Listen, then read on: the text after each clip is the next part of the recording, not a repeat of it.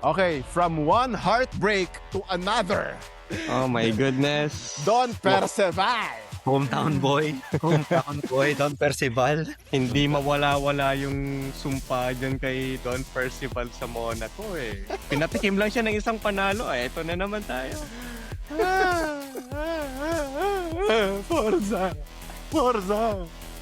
Ang ganda pa ng build-up niya, no? Before the Monaco race. Bagong kontrata.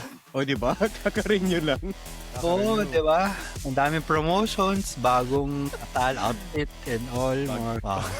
Bagong kontrata, bagong kasal, bagong uniform. Yung curse niya, hindi pala bago. Yun pa rin. Same incident. Yung pa. Okay na sana, di ba? Steady na eh. Nag-safety car na malinis siya. Tsaka galit na galit si Charles, di ba? Talagang namumula si Don Percival sa garahe na galit talaga siya.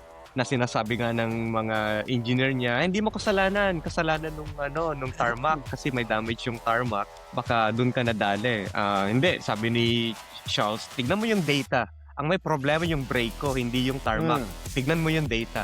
Di ba nga, bago pa yung incident niya, nanggagaliitin na siya na bakit daw pinagpit. Pwede naman daw magstay out. Yes, correct. Oo, dun sa double stack pa lang, mainit na yung ulo niya. Yung brake, hindi pa nangyayari yung incident niya. Yung brake, alam na niyang masama yung timpla ng brake niya. Nire-reklamo na niya yun eh. Ilang beses din siya nag-touch sa wall eh. May factor ba yun mga pre? O ano naman yun? Negligible naman yun? Kasi yung mga touch sa wall, usually yung magiging damage mo dyan is yung suspension mo or yung tire itself. Kung dun sa brake mechanism mismo, siguro kung meron, baka super minimal lang. Na talaga.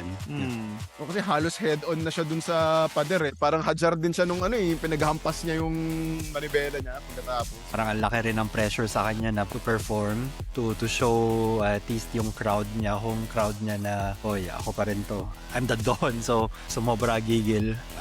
Correct. Ito na naman yung Ferrari eh.